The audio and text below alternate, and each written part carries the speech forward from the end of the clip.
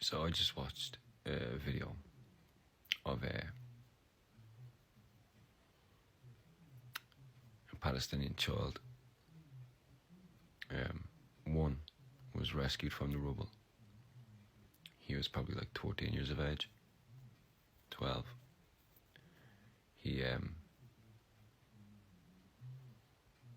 His whole family were dead, crushed in between two giant slabs of their building, their home.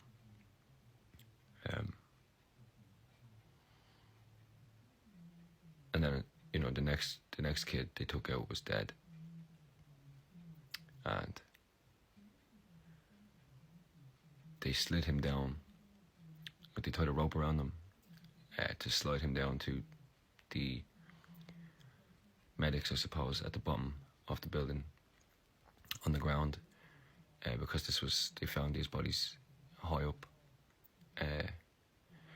and they basically were, this child was dead, and they show you what he looks like dead. You see his face, you see just the life gone, that look.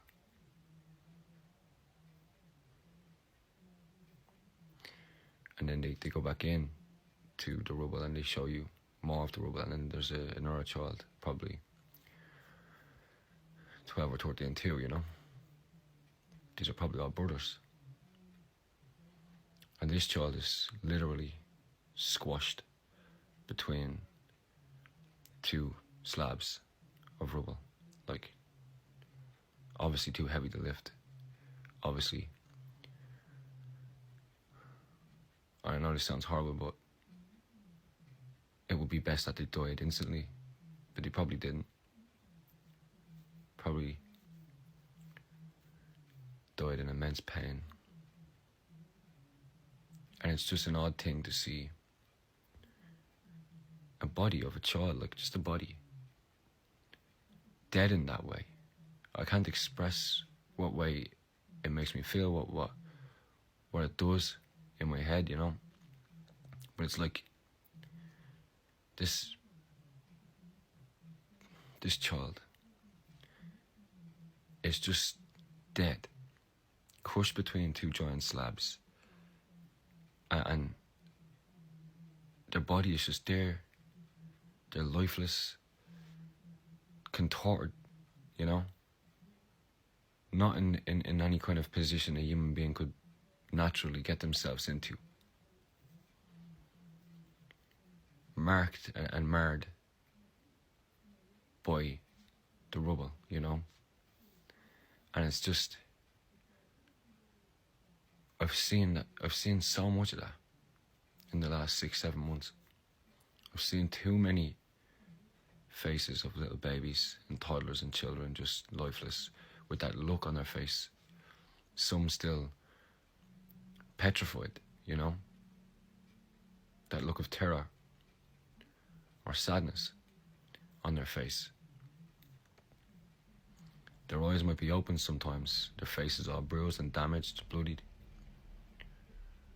And there's a thing that happens to a dead body, a thing that happens to a person when they die. Their mouth kind of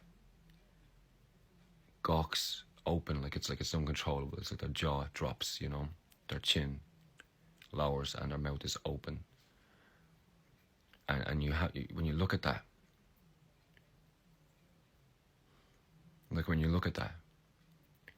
there's like an immensity of sorrow that comes over you. If you're a good moral person who doesn't delight in the murder of children the way pro-Israel people do. But when you see this, you can't reconcile it in your brain. The first few times you see it, it's always soul crushing, but the first time you see it, you're brought to tears. Your heart breaks. And then it can, it progressively gets like you're more angry the more you see it. Anger starts to be the primary emotion that you feel when you see this stuff. But that look on a person's face is mentally scarring for us who are a million miles away from the atrocities and the tragedies. And it always makes me think about how the people on the ground feel, because we can sit here and we can truthfully claim that it scars us, that it's painful for us. And obviously that's true. And I have traumatic responses now, trauma responses. I can't even really watch a movie anymore. And I was always like a movie buff. I always loved watching movies and TV shows. And now when I see any kind of stuff like that in it, like you know, explosions even, or you know, mass violence, never had a problem with it before, and I always thought it was like, you know, it's just a film, cool, love this shit.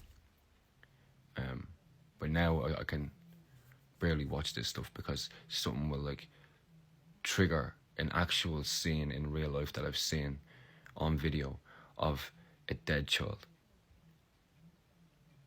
I could be sitting watching a movie and it'll just say something or do something that just plants that image in my head, and then I can't not see it.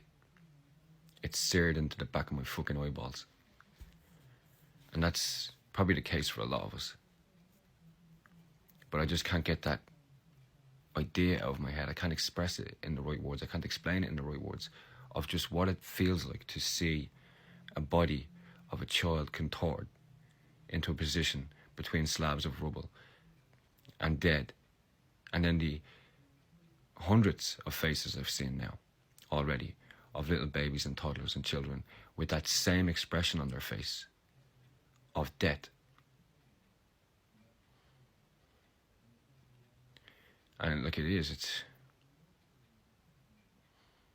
horrible, you know.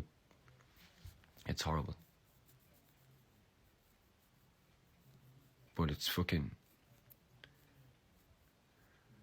Like, think about how exhausted you feel from every time you hop onto Instagram or X, and this is what you're seeing. Think about how exhausting it is for you mentally to see these tragedies and these atrocities, you know, real-time footage of mass carnage and death being committed against the one group in society you thought should be the most protected, that no one would ever revel in their deaths: children. Like, think about how exhausting it is for us to continually see this. And then think about how it must be to live that. To be there. And then to know that half of the world at least, well, not half of the world, because there's way more of us that do care about this than there are that don't. But to think that all we're doing is talking on their behalf. That's what they know in Gaza. That's what they know about society outside of Palestine. That people are backing them, but they're just talking. We're just talking about it. And then the other side, who are quite obviously completely dehumanized, completely and utterly lost all sense of morality. These people are out there encouraging this violence to continue against them. They don't want a ceasefire. They are happy about any Palestinian dying, even the children. And they are out here voicing that all over social media, actively calling for the continuation of mass murder. And that they think that they're good guys. They think they're on the right side. They think they're moralistic. But the people of Gaza know that those people who are sick, who are immoral and inhuman, are making action to keep their suffering alive. The people who are Zionists and pro-Israel, they have agency. And their supporters are on here on social media talking about how people like me and you, who are destroyed by this, in the West at least, because obviously we're nowhere near as destroyed as the people of Gaza, but all we're doing is talking, and they know that. And then other cunts are coming on here happy about their suffering. The whole thing is surreal.